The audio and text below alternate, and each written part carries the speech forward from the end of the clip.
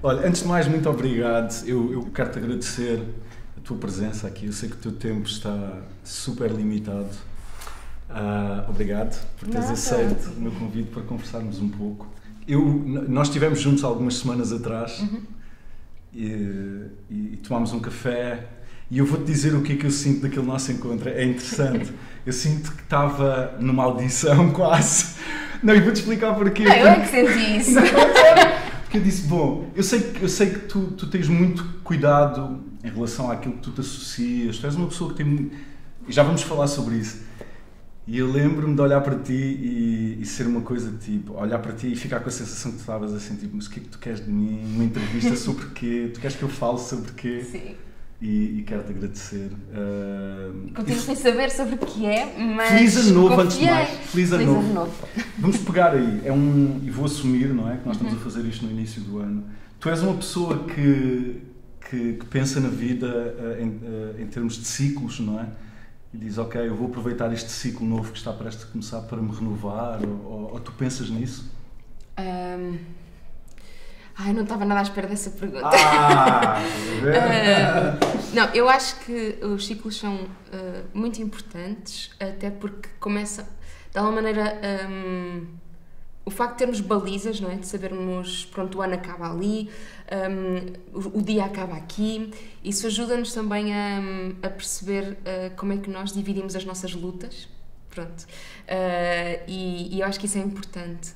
Por exemplo, o dia, as horas do dia, as 24 horas, a forma como nós trabalhamos sempre 12 e depois deixamos as outras 12 para dormir, ter filhos, trabalhar ainda mais em casa, só mais um e-mail. Então, é muito importante termos consciência, não é? Desses ciclos. Dos ciclos de trabalho, dos ciclos de descanso, dos ciclos de lazer, dos ciclos de ter prazer, de como às vezes tudo se pode misturar, mas mesmo tendo muito prazer quando trabalhamos, nós estamos a trabalhar na mesma. Aquela frase do Chaplin, acho que é um bocado... ela caiu nas mãos erradas, que ele diz, se encontrares uma coisa... Não é do Confúcio, bem, não sei, aquilo é... If you find something you love, you won't have to work a day in your life. Sim, não é uma coisa eu acho que isso é tudo totalmente mentira. Eu acho que se encontrares uma coisa que tu gostes, tu vais ser refém e escravo do teu trabalho até ao final da tua vida, vais-te deixar escravizar até ao final da tua vida. Eu acho que estás a fazer uma coisa que tu gostas. Eu tinha, não é? esta nossa conversa está aí para um sítio que não era planeado por mim e ainda bem, vamos deixar fluir. Okay. Já que nós começámos a falar de trabalho, não é? E deixa-me dar-te os parabéns, porque tu estás envolvida numa série de batalhas, não é?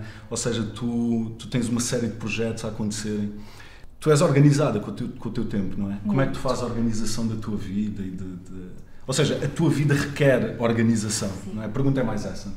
Sim, sou muito organizada. Tenho uma agenda física. Okay. Guardo todas as minhas agendas desde os 10 anos, pronto, que é quando comecei a ter agenda. E portanto, voltas por vezes? Sim, escrevo quase tudo o que faço. Eu consigo fazer um levantamento de todos os espetáculos que eu vi na vida, desde os 10 anos, porque eu escrevo tudo o que aqui fui ver. Claro que pode haver assim algumas falhas, não é? Mas à partida, a agenda é assim, tem muitas cores, tem blocos, e eu gosto de guardar porque é como se eu pudesse fazer... quase como se conseguisse revisitar os anos todos para trás e perceber o que é que eu andei a fazer em que fases, quando é que eu tinha mais tempo para estudar, quando é que eu não tinha tempo nenhum, quando é que eu me deixei explorar, quando é que eu me emancipei, quando é que... Isso é bonito, pronto. Mas então a agenda é sim o principal aliado. Tu sabes, eu tive, obviamente, a fazer uma pesquisa, não é? Para preparar esta nossa conversa. E tu tiveste uma infância que foi passada na rua, não é? A brincar na rua, ou seja, com atividades ligadas à rua. E eu também, apesar de nós fazermos parte de duas gerações, acho que existe uma diferença de 10 anos, uma coisa assim entre nós. Mas tu tiveste uma infância livre, não é? Sim, apesar de ser bastante urbana, não vivia no campo e, portanto, não tinha assim aquela liberdade que é associada, pronto, a uma vida que eu vivia numa cidade, apesar de ser uma cidade pequena, mas era sempre uma cidade. Mas a rua, no sentido da brincadeira, mas também no sentido da responsabilidade, porque como os meus pais são divorciados, desde que eu me conheço, eu andei sempre sozinha na rua desde mesmo muito nova, tipo 4 anos. Andava de um lado para o outro, para a casa dos meus avós, porque a cidade era pequena, então eu fazia tudo a pé, sozinha.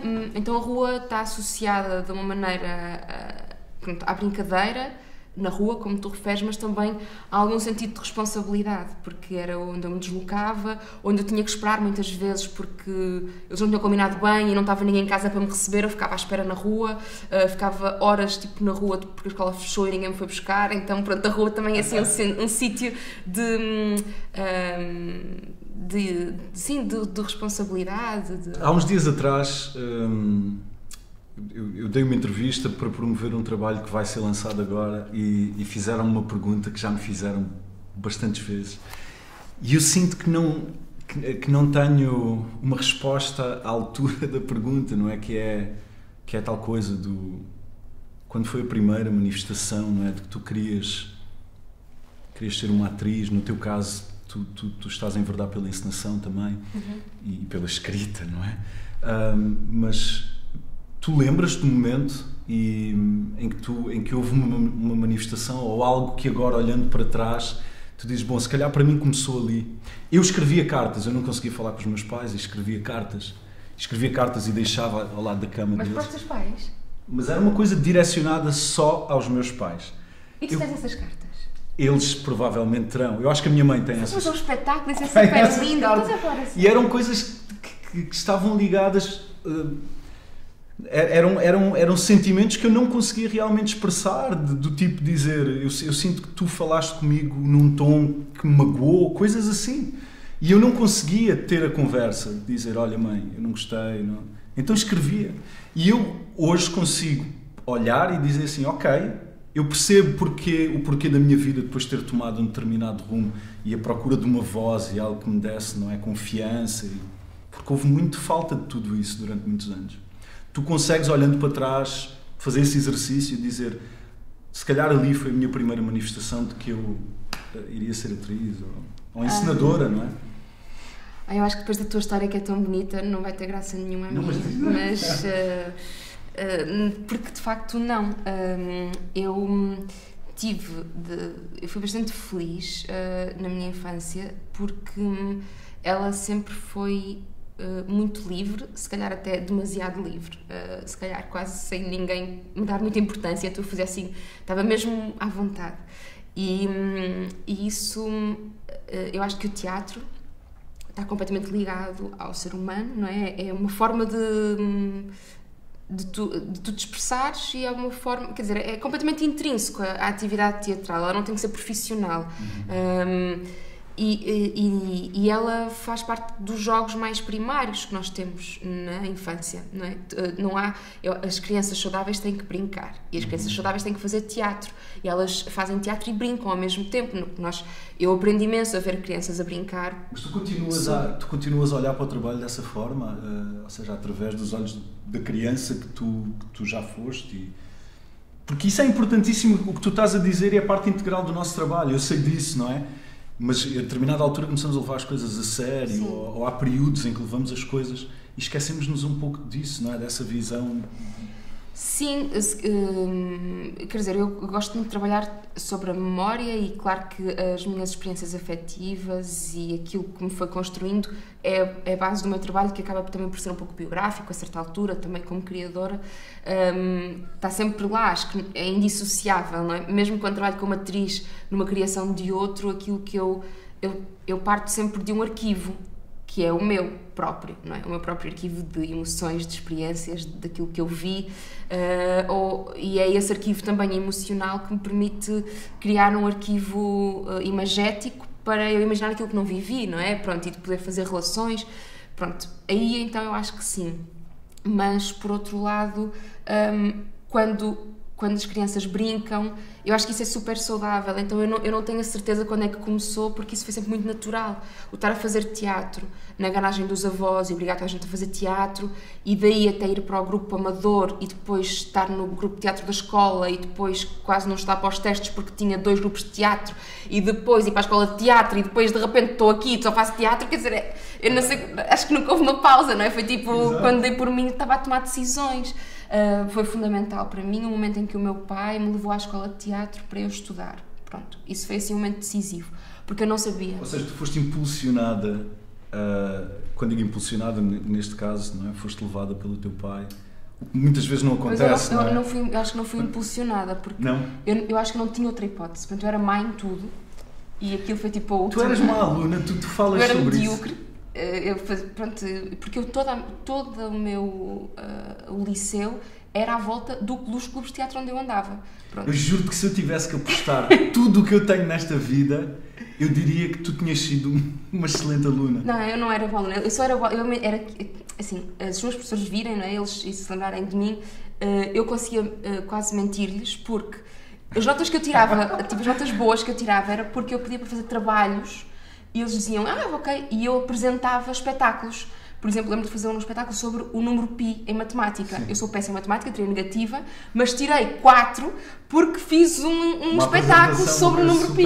Então, tipo, não é, perverti um bocado a cena. E o meu pai percebeu isso rapidamente, que eu andava aqui a inventar um bocado e que transformava tudo em espetáculos e escrevia e ensinava toda a gente. E então, quando foi para decidir, ele disse, pronto, não tinha hipótese, que devia mesmo ir para a escola de teatro. Porque, pronto, aliás, no fundo, o que eu acho bonito aqui, agora fora de brincadeiras, é que o meu pai percebeu antes de mim aquilo que eu queria. Porque eu não sabia que o teatro, que uma pessoa se podia profissionalizar. Eu achava que os atores já nasciam atores, tipo, não sei, estavam assim num outro... Sim, eu tinha tido pouco contacto com teatro profissional. Só via teatro profissional uma vez por ano num festival internacional que ia à Maia, à minha terra, mas tirando isso era, pronto, teatro amador, então para mim era uma realidade muito normal, uma pessoa trabalhar e ao final do dia, pronto, ir fazer teatro. E eu acho que isso é mesmo fundamental ainda hoje, o teatro amador é completamente fundamental em qualquer sociedade e os atores amadores têm o meu total respeito e eu trabalho muito também com grupos amadores porque eu acho que é aí que começam as revoluções, são nos grupos de teatro amadores. É aí que se começa a mudar o mundo e eu acho que isso é transformador para quem faz, para quem vê, é mesmo importante para a sociedade. E então eu andava lá e foi meu pai que percebeu que eu devia profissionalizar-me e foi aí que eu descobri que me podia profissionalizar, porque eu não sabia. Ok. Tu há pouco falaste dos diferentes processos, não é? E eu vou aproveitar o facto de ter uma atriz aqui comigo e uma excelente atriz. Obrigada. Não, mas tu consegues aceder àquilo que foi a tua experiência de vida, não é? E utilizar as tuas próprias emoções em prol de uma personagem. Ou utilizas a tua imaginação, não é? Ou seja, está tudo em aberto, porque se tu não passaste por uma situação, tu tens a tua imaginação que te ajuda. Eu fui para Nova Iorque estudar e estudei durante um bom tempo no Lee Strasberg, em que o método, não é? É o método de ensino e é uma coisa muito virada para dentro e para as tuas próprias experiências e o trabalho sensorial e tudo mais. E depois a Stella Adler era o oposto, não é? Ela acreditava muito na imaginação e tu queres falar um pouco do teu processo, sem entrar em detalhe, de criação de uma personagem e deixar-nos entrar um pouco no teu mundo também, nesse processo criativo que é uma coisa sagrada, eu sei, portanto não querendo abusar disso, mas queres partilhar um pouco daquilo que é o teu processo? Eu acho que existem tantos processos quanto projetos que tu faças. Portanto, nunca é igual para ti. Claro, não, porque não existe uma... Quando eu faço um bolo que é tipo pão de ló e a receita é da minha avó... Literalmente, não é figurativamente. Não, faço mesmo.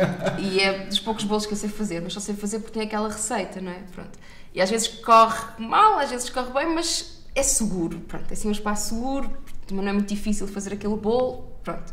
Então quando vai alguém lá à casa, é o que eu arrisco, é fazer aquele bolo. Mas isso não é de todo o que eu uso nos trabalhos que faço. Porque quando eu estou sozinha na cozinha, estou sozinha. Em qualquer outro processo, eu não estou sozinha.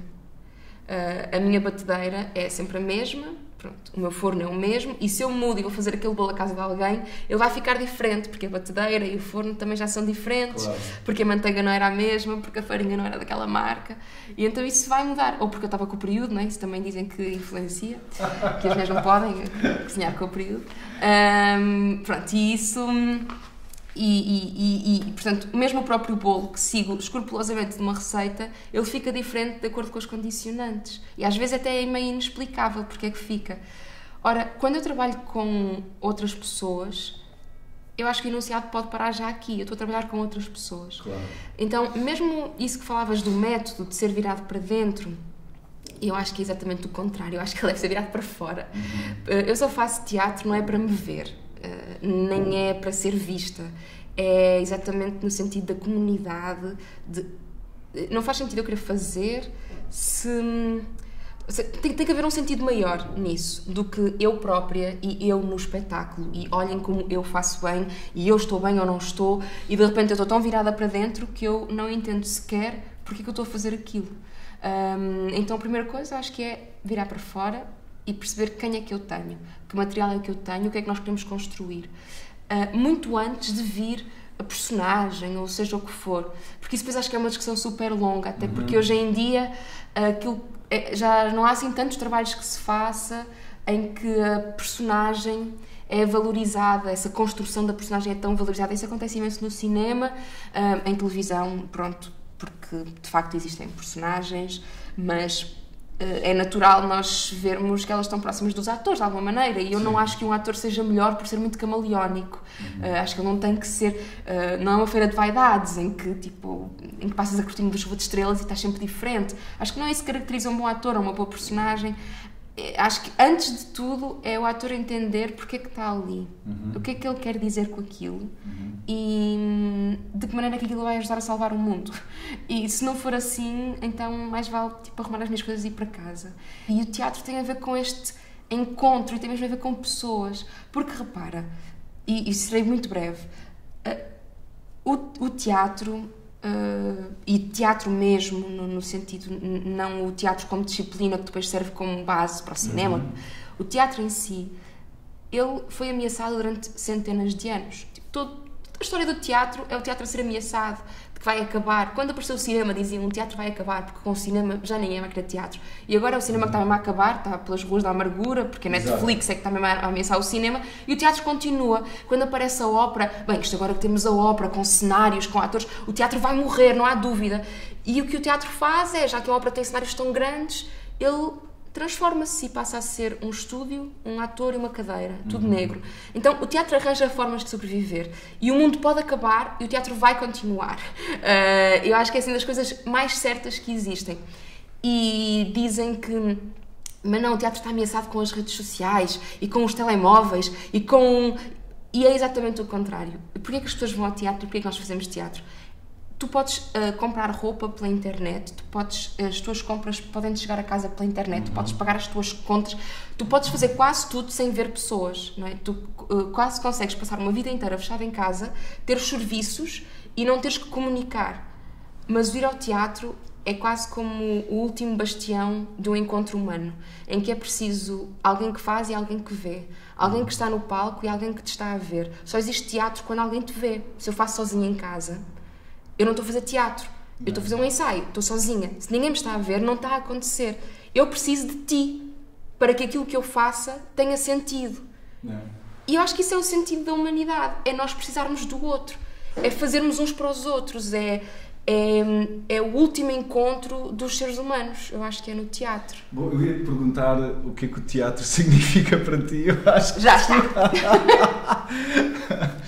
Olha, eu quero falar aqui sobre um projeto, porque obviamente tu tens uma ligação muito grande ao teatro, mas há aqui um projeto que é a Teoria das Três Idades. Sim. Tu acumulas uma série de funções, não é? Sim. Queres falar um pouco desse processo? Porque tu mergulhaste, não é, num estudo profundo, nos arquivos do Teatro Experimental do Porto, não é, para criar esta peça. Sim. E fizeste tudo sozinha. E mais uma vez os meus parabéns, não é? Queres falar um pouco desse processo de criação desse espetáculo? Claro, mas trava-me porque como esse é o meu objeto de trabalho nos últimos 2 anos, é quase como, pronto, pedires a uma pessoa que está a entregar a tese de doutoramento: olha, podes-me contar um pouco sobre o que é a tua tese? E é tipo, é a minha vida, e então a pessoa não se vai calar. Pronto, acho que é um pouco... Não, mas fala, porque eu achei, quer dizer, eu tenho aqui uma série de perguntas sobre esse processo, sim, mas nada melhor do que tu. Então vamos conversar. Vamos conversar, exato. A Tiro das Três Idades é um espetáculo. Apesar de ser tudo sozinha, por ser um espetáculo, é evidente que não é tudo sozinha. Porque, mais uma vez, o teatro, mesmo quando é um monólogo, não se faz sozinho. E eu estou sozinha em palco, mas não estou sozinha. Tu ensinaste, certo? Sim, ou seja, o fazer tudo sozinha é porque, de facto, eu ensinei, escrevi e interpreto, e fiz uma investigação profunda, muito solitária, pronto, como é qualquer investigação num arquivo.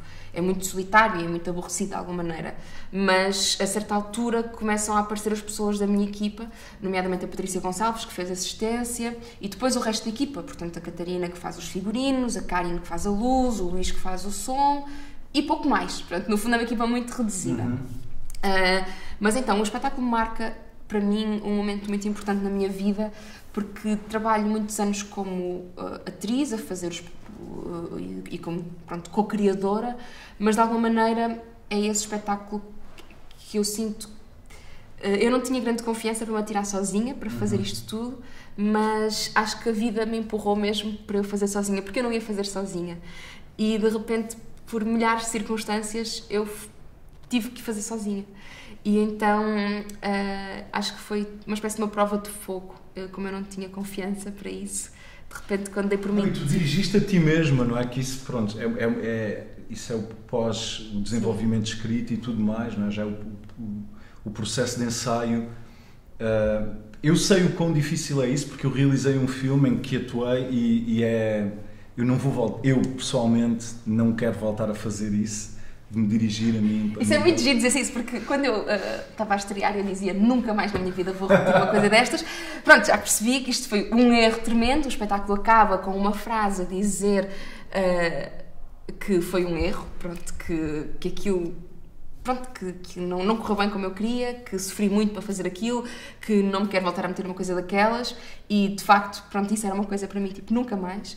E passado um ano, voltei a fazer um outro monólogo, de uma outra investigação, em que me estou a dirigir e a encenar, que se chama Todos os Dias Me Surge de Coisas Eternas, e no próximo ano vou fazer outra vez outro monólogo, encenado e escrito por mim, que é uma continuação do projeto da Tiro das Três Idades.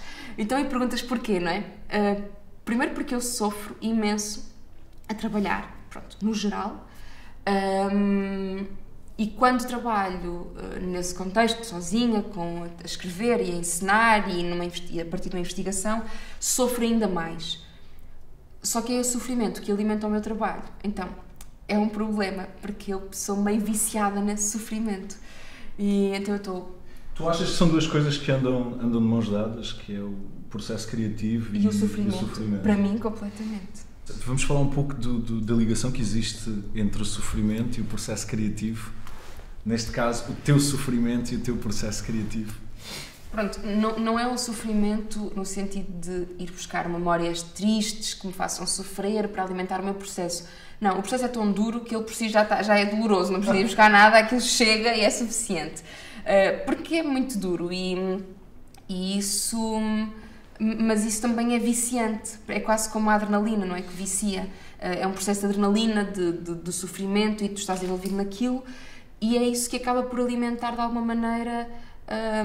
Por exemplo, eu escrevo muito, mas e tenho essa noção, e sou super organizada, e por mais que eu ponha na minha agenda que tenho que entregar um determinado texto naquele dia, eu sei, e por mais que eu, tive uma ideia, vou começar a escrever, eu sei que eu o vou entregar na data, mas ele vai ser construído em sofrimento na reta final, mesmo que eu já tenha tudo alinhado, porque há qualquer coisa mágico que acontece com a pressão, não é? Isso, sim, de mágico e sei lá, de tudo, não é? E tem que ser. E portanto, acho que tem a ver com a criatividade, de alguma maneira, são coisas que elas surgem em momentos inesperados, não é? Que tu não consegues dominar. E quando estás sozinho, numa sala de ensaio, num estúdio, a tentar escrever e produzir, tu não podes controlar que vai ser naquele momento que tu vais conseguir produzir.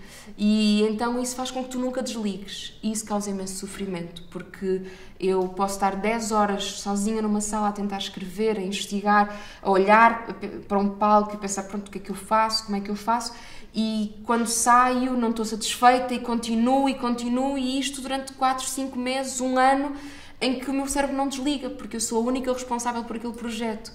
E isso é um sofrimento muito grande, não é? Porque estou sempre em processo criativo, a toda a hora. Não há aquele momento em que eu digo, ele é que sabe, depois amanhã eu chego e ele logo vê se gosta. Pronto, não é? E não, sou eu que tenho que produzir, que propor, que perceber se está bem, se não está, a ver de fora. Mas este projeto, até pelo teu envolvimento, não é? Com o desenvolvimento, tudo, a encenação, depois o facto de seres tu, não é? Ali,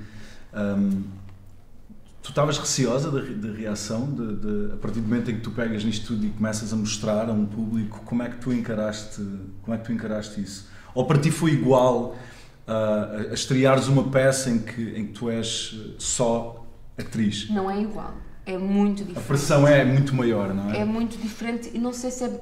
Ou seja, e também mais uma vez não é por esta coisa de será que as pessoas vão gostar ou ali, quando eu estou só como atriz, digo se não gostares foi ele que mandou fazer assim. Pronto, não tem a ver com isso. Deixa-me ler aqui rapidamente o que é que a Mariana Duarte do Público... Sabe que ela escreveu uma coisa, ela diz... É uma primeira encenação coesa e fervilhante, sagaz e politicamente lúcida nos detalhes, madura nas fragilidades. E eu achei que... Eu não vi o espetáculo, mas achei isto e disse, uau, que bonito que deve ser, não é? Ela foi muito generosa. Foi muito generosa. Eu acho que ela tocou no ponto que para mim pronto, os nervos, eles vêm precisamente com será que este espetáculo faz sentido? Será que esta criação faz sentido? Mais do que será que as pessoas vão gostar? Será que faz sentido para quem vai ver? Porque eu acho que tem que fazer, mesmo, tem que trazer qualquer coisa, tem que te fazer questionar, tem que te inquietar, tem que te propor qualquer coisa e politicamente tem que estar do lado certo da trincheira, eu acho. E eu sabia onde é que queria estar e o que é que queria com o espetáculo, assim como com as minhas criações seguintes, mas é sempre... duro, pronto, esse embate em que o apresentas é assim muito duro. É importante para ti a mensagem por trás do teu trabalho, sempre? Ou seja, tu pensas nesses termos de dizer, ok, eu vou dar o meu nome a este projeto. Qual é a mensagem deste projeto no contexto atual do mundo? Tu pensas nisso? Ou dizes, ok, isto enquanto atriz pode ser interessante, trabalhar com um aspecto que eu não trabalhei antes, ou a mensagem é uma coisa que conduz as tuas decisões hoje em dia cada vez mais? Porque é a sensação que me dá, não é? Sim. A mensagem como palavra, ela traz algum peso, não é? De moralidade, que não é assim uma coisa que eu gosto muito. E também traz uma carga que parece que tudo o que tu fazes, tu estás a pensar já o que é que vai provocar, e eu não sei o que é que vai provocar nas pessoas, elas são livres, mas eu acho que é importante nós sabermos o que é que somos, o que é que queremos dizer e o que é que estamos a fazer e como é que usamos a nossa voz ao serviço disso. E é por isso que eu faço teatro, porque é uma espécie de uma continuação da minha voz, daquilo. Eu podia fazer outra coisa qualquer, por acaso faço teatro, mas podia ser, se eu não desmaiasse com sangue e fosse melhor aluna, podia ser médica, pronto, mas não sou, mas para mim é um ofício tal qual outro, que seja feito assim com entrega, de forma genuína. Então eu não penso, não é bem a mensagem, falta-me uma palavra melhor. Agora, para mim é muito importante perceber que os projetos em que eu entro ou aqueles que eu faço, para que é que eles servem, o que eu quero fazer com eles, para que é que servem, para que é que estou a fazer isto. E nunca pode ser nesse ponto de vista egoísta, do ego, de para mim próprio. Sim. Mas tu tens noção de que quer dizer, muito boa gente nesta profissão não tem se calhar a coragem de dizer não a determinadas coisas, não é? E tu tens-te posicionado nesse sentido. Por exemplo, tu tens feito cada vez menos televisão. Sim. Tens feito mais teatro. Isso é obviamente uma escolha tua, que revela também um pouco do teu posicionamento, não é? Pois, porque, repara, é um pouco... por exemplo, fazer um espetáculo sobre uma revolução, fazer um espetáculo sobre os direitos dos trabalhadores e depois pagar mal às pessoas, é uma coisa onde eu não quero estar. E aí não tem nada a ver com a mensagem é super digna, mas porque é que eu vou fazer um espetáculo em que estamos todos a gritar em palco direitos para os trabalhadores e depois os trabalhadores daquele teatro estão a ser mal pagos e têm contratos precários? Então, não, eu não quero fazer isso. E com a televisão tem muito a ver com isso. Portanto, acho que vai muito para além do que é a mensagem, por exemplo. No caso da televisão, sim, tem sido uma escolha. Não deixa de ser uma mensagem que tu estás a mandar, não é? Ou seja, que tu estás... Sabes, porque dizer que não é dar um passo atrás, às vezes é dar dois passos em frente. Claro. E tudo o que tu fazes é político. Quando dizes que sim, que não, eu acho que tudo o que nós fazemos é político. Mesmo os espetáculos que não são políticos, eles são por causa disso. O facto das novelas se afastarem da política, daquilo que é a acessão geral, do entendimento político, elas estão claramente a fazer um manifesto político, que é uma alienação da população. Vamos todos não pensar nisto, vamos todos embrutecer connosco, vamos todos adormecer, que é para depois tudo acontecer sem que as pessoas se questionem o porquê. Então isso é um ato político, essa alienação, esse desligamento, e por isso é que acho que os artistas têm que pensar muito bem o que é que querem fazer da sua vida, porque eles têm responsabilidade, têm muita responsabilidade. Tu falaste na televisão e há uma parte da tua vida que está ligada à televisão, não é? O que é que tu retiraste daí, dos teus tempos em que fizeste televisão, em que fizeste telenovelas?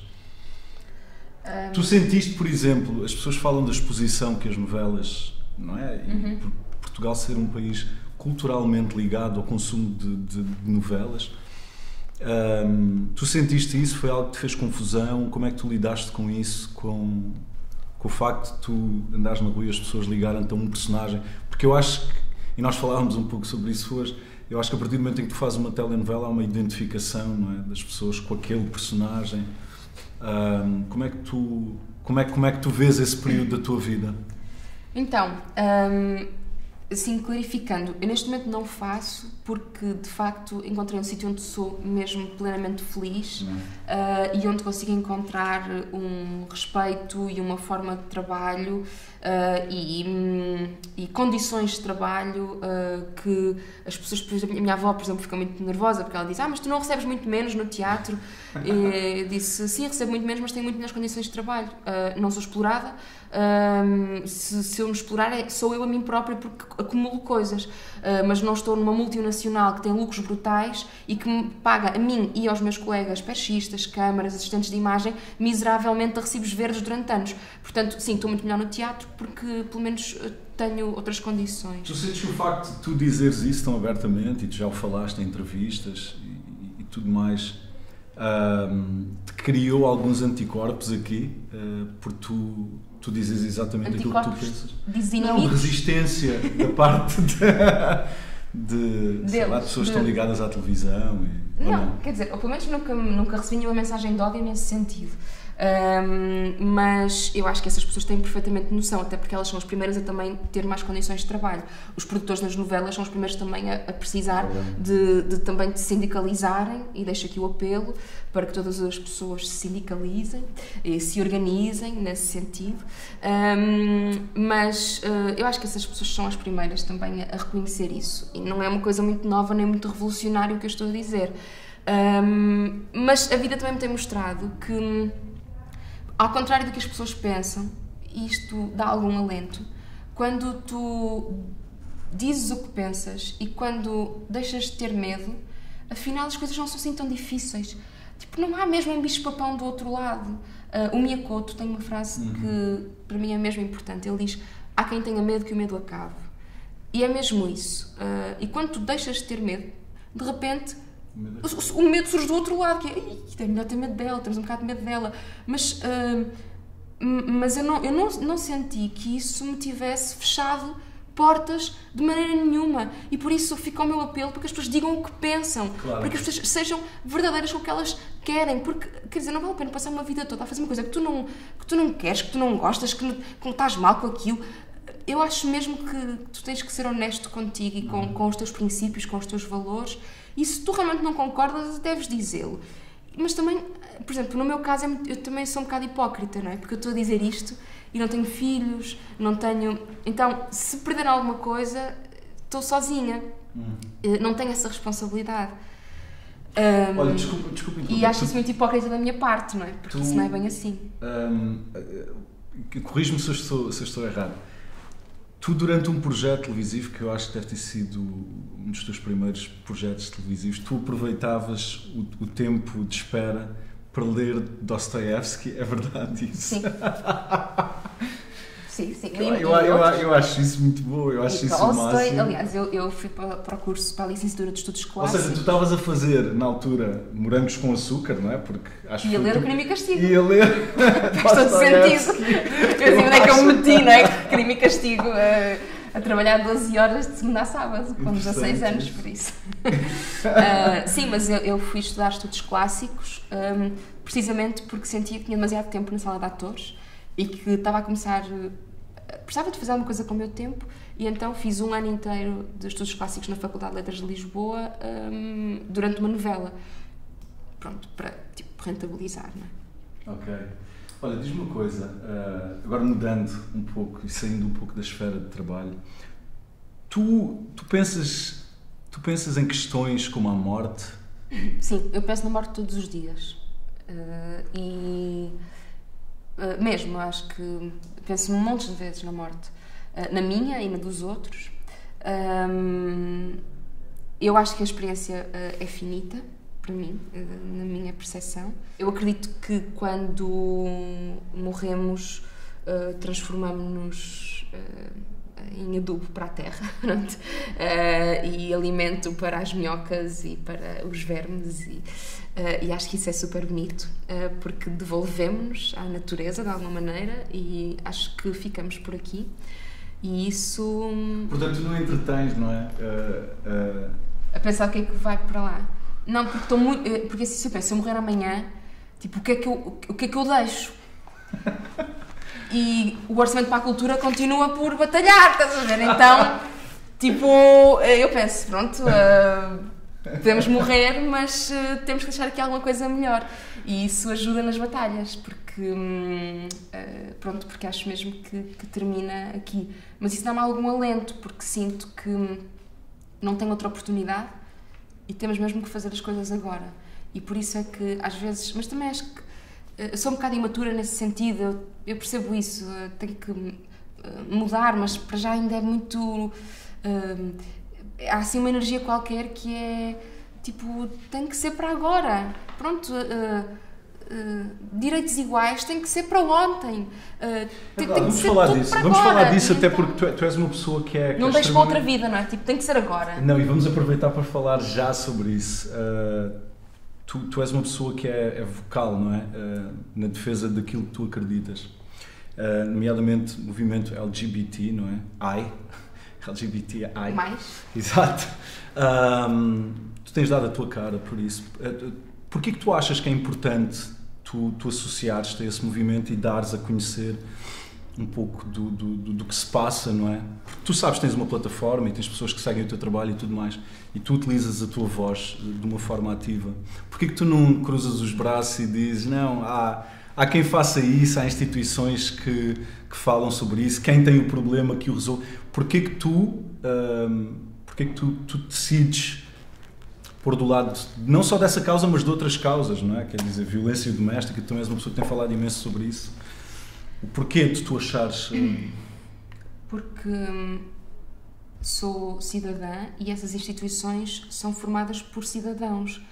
Vivo aqui, não é? Eu partilho os mesmos recursos que tu, estamos a gastar água e luz e temos que... Vivemos em comunidade. O que é que tu fazes? Como é que nós devolvemos isso?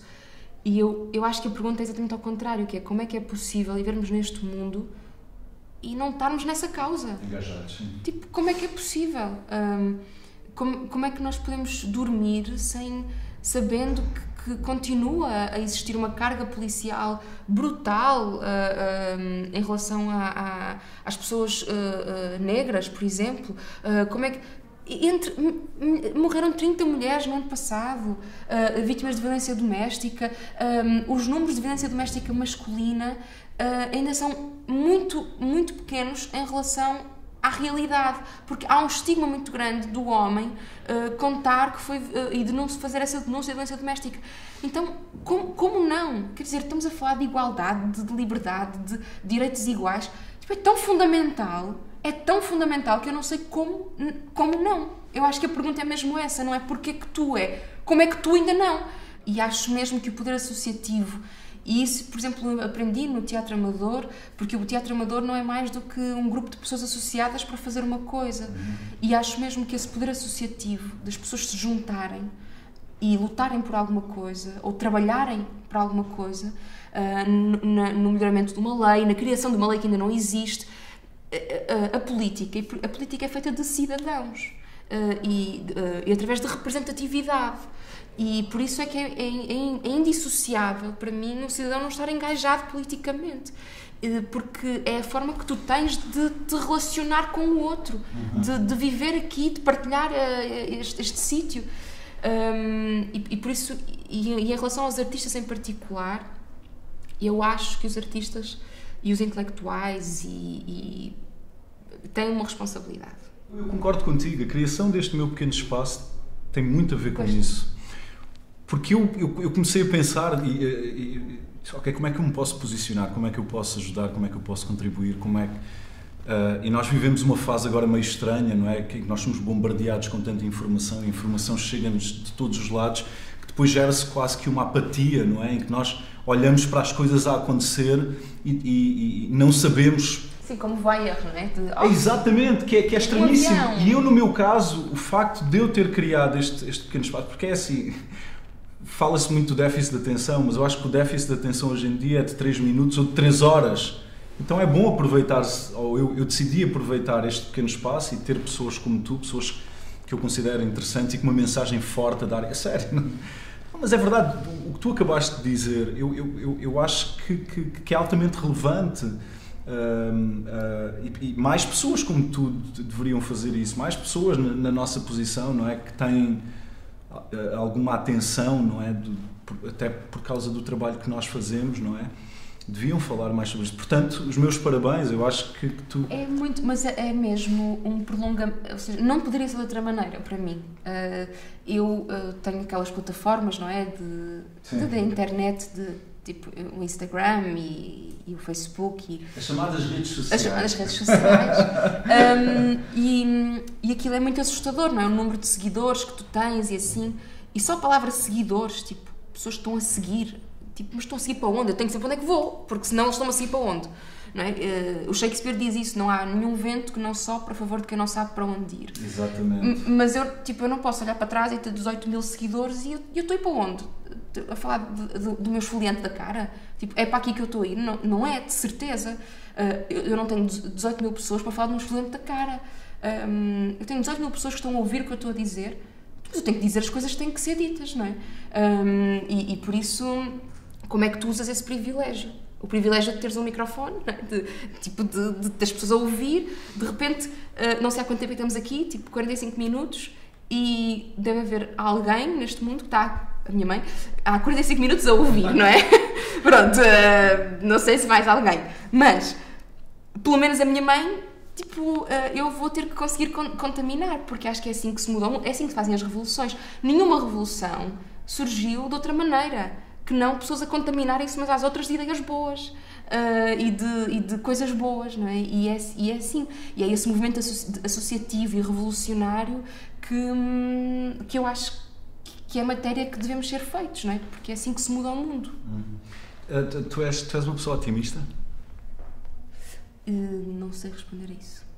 Depende das situações. Em relação ao mundo, ao futuro do mundo, nós estamos a passar por uma fase tão conturbada, não é? Começamos a perceber um pouco daquilo que nós próprios causamos ao planeta, não é? Esta questão das mudanças climatéricas, não é? A subida da temperatura. E nós temos responsabilidade nisso. Sim, eu acho que sou uma pessoa responsável, mais do que otimista ou pessimista, porque isso também te deixa alienado.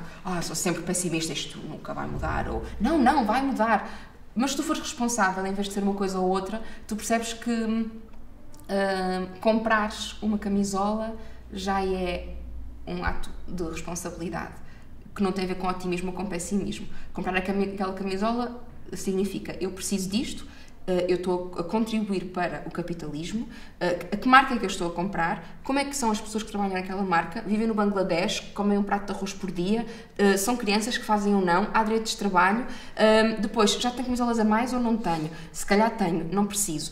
Mas eu depois mas dou para onde? Deito fora, mas aqui no mundo nada vai fora, fica cá. Então eu preciso mesmo, eu tenho mesmo que consumir isto, e isso tudo são atos de responsabilidade. E eu acho que, responsável pelas minhas ações, claro, e quanto mais alerta sou, mais difícil é viver, claro, porque começas a pensar, ai meu Deus, tipo, parece que tudo está por fazer, mas de alguma maneira sentes que as tuas ações, elas têm essa responsabilidade, para o bem e para o mal. Então isso também faz com que tu acredites que podes mudar o mundo, porque claro, se tu fizeres então coisas boas, movimentos bons, não é? Se perceberes que tens estes seguidores que te seguem para alguma coisa que pode ser transformadora, então eu acho que estamos todos a mudar o mundo nesse sentido. Por isso é que tens que ser responsável e perceber onde é que tu estás. Porque, por exemplo, agora falaste das alterações climáticas, que é uma das coisas que mais move assim, o meu dia-a-dia, e de facto um dos grandes perigos neste momento em relação às redes sociais, etc., tem a ver com o greenwashing, de nós acharmos... Eu vejo alguns colegas a fazer aquelas coisas, não é? Que é muito estranho, tipo os unboxings, é assim que se diz, não é? Que aparecem, não sei o que. Coisas que aparecem em casa, recebi isto, e estão sempre a mostrar coisas que receberam. Okay. Pronto, e aquilo está sempre assim, eu acho, todos os dias recebem coisas, não é? Não sei, é fora. Pronto, e aquilo que é preciso dizer é, eles estão a ser pagos, há uma marca que está a pagar, eles não recebem aquilo, eles estão a ser pagos, e tu és o consumidor, portanto, não percebes que também és o consumidor daquilo, a marca está a fazer publicidade, e mesmo que seja de produtos espetaculares, a questão é, tu tens mesmo que os comprar, se calhar não tens. Nós temos todos que parar de consumir, nós consumimos todos muito, produzimos demasiado lixo, compramos demasiadas coisas, e não preciso de mais nada, tipo, é demais, é demasiado.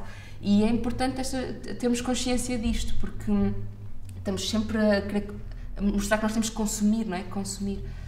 Isso... Ok. Mas olha, mas eu acho que aqui, e pelo menos para mim, eu às vezes dou entrevistas e sinto que ficou tanta coisa por dizer e é superficial, não é? Porque é tudo muito rápido. E eu acho que aqui nós temos tempo para desenvolver e para falarmos das coisas e percebermos melhor, neste caso, perceber melhor o teu ponto de vista, não é? E mais uma vez obrigado por estares aqui. Eu vou começar agora a direcionar isto para o fim. Eu vou-te fazer um questionário, ou seja, que é baseado no questionário do Bernard Pivot, crítico, jornalista francês, um homem das palavras. Este mesmo questionário foi utilizado pelo James Lipton no Inside the Actors Studio, e foi um programa que a mim marcou grande parte da minha vida adulta e porque eu vi lá alguns dos meus atores de eleição. Pois, eles respondem super bem, não é? Agora a fasquia está muito alta. Não, mas eu acho que é bom também porque tu não tens este problema, mas hoje em dia as pessoas têm alguma dificuldade em dizer eu gosto disto, eu não gosto disto, não é? É tudo... As pessoas navegam muito ali no politicamente correto. Não é o teu caso, tu és uma pessoa que diz exatamente aquilo que pensa e parabéns por isso. Olha que eu podia dizer mais. Estou a brincar. Olha, mas vamos lá. Qual é a tua palavra de eleição? A tua palavra preferida? Revolução. Revolução. Palavra que menos gostas? Opressão. Ok. Som que tu mais gostas? O som de uma multidão a manifestar-se por alguma coisa. Que tu menos gostas? Ou que tu mais gostas? Mais gostas? Que mais gosto. Som que tu menos gostas? Até faz-me chorar. Eu choro muito nas manifestações, é mesmo o que menos gosto. O som que eu menos gosto.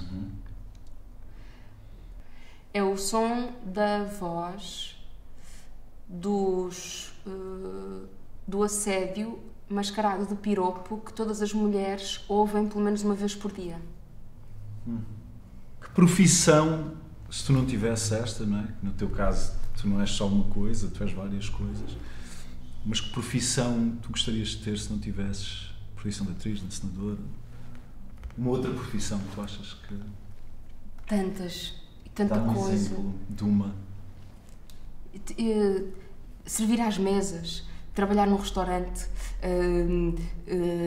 sei lá, montes delas. Eu acho que era feliz a fazer montes de coisas. Ok. Profissão que tu jamais gostarias de exercer? Ser advogada. Ter que Advogado. defender quem não merece. Não, toda a gente merece ser defendido, estou a brincar. Não, eu não conseguiria ser advogada, mas acho que toda a gente tem direito à sua defesa. À sua defesa. Isso acho que é fundamental. E admiro quem consegue defender o indefensável. Olha, qual é a qualidade que tu mais admiras no ser humano? A capacidade de empatia, porque quando tu sentes empatia, quando tu consegues sentir empatia, tu consegues sentir a dor e a felicidade do outro, como se fosse contigo, e isso faz com que tu entendas melhor o mundo, a dor do outro e lutes para acabar com ela também. Boa. Olha, palavrão de eleição. Foda-se. Eu são muitos, não é? Porque eu ainda por cima moro no Porto, então há assim uns que são mesmo bons, não é? Pronto. Ok, eu acho que tu há bocado já me deste a tua resposta a esta pergunta, mas eu vou-te fazer a pergunta na mesma, não é? Partindo do princípio que a nossa experiência não termina com a morte, a nossa viagem, não é? Pela existência, e que existe um reino dos céus, não é? No sentido bíblico, o que é que tu gostarias que Deus te dissesse à chegada depois de tu partires daqui? Pode ser ao contrário, pode ser... Podes o que tu quiseres. Não vou discutir contigo. Então eu gostava que quando chegasse, olhasse e dissesse: afinal não és um homem branco. Boa. Deixa-me fazer-te uma pergunta antes de terminarmos. Onde é que tu te vês no futuro? Enquanto mulher, enquanto criadora? Eu não te quero dar um espaço temporal, mas olhando para o futuro, onde é que tu gostarias de estar, não é? Daqui a uns anos, onde é que tu te vês? Se tu pudesses, e tu és a comandante da tua vida, mas se pudesses neste momento saltar para daqui a 10 anos, por exemplo. Onde é que eu me vejo daqui a 10 anos? Sim. Acho que me vejo ou a fazer um piquete de greve ou junto ou em solidariedade com alguém que está em greve por melhores condições de vida e de trabalho. Isso para ti é muito importante, não é? A justiça, a questão da justiça. É. Acho que isso é o mais importante. Os direitos iguais. Uma vida digna. Pronto, um dos livros que mais marcou a minha vida foi As Vinhas da Ira. Nesse livro eu percebi que a frase mais horrível de todas é melhor isto que nada. Eu acho sempre que nós temos que ir do digno para cima, nunca do nada, porque então aí estamos a perder todos os direitos que conquistamos. É lutar pela dignidade e mais, e mais, e mais, e mais. Nunca perdermos, pelo menos, a dignidade na nossa vida, nos nossos direitos. Boa. Muito obrigado. Eu estou super feliz de te ter aqui, não é? Neste pequeno espaço. E nós cruzámos-nos há uns anos atrás, nós fizemos uma curta juntos, uma curta-metragem, e eu lembro-me depois de ter seguido o teu caminho um pouco à distância e ter sempre o maior respeito por ti, pelas causas que tu abraças e pela forma como tu te apresentas na vida. Obrigada. E por tudo aquilo que tu dizes e por teres coragem de o dizer. Portanto, é uma honra ter-te aqui. Para mim foi uma escolha óbvia. Eu durante esta semana falei com alguns colegas e falei sobre isso. Olha, vou entrevistar a Sara. E tu és realmente uma unanimidade entre muita gente que eu respeito e que eu gosto. As pessoas gostam de ti e respeitam muito o caminho que tu estás a trilhar. Portanto, muito obrigado. Obrigada eu. Mesmo. Obrigado. Obrigada.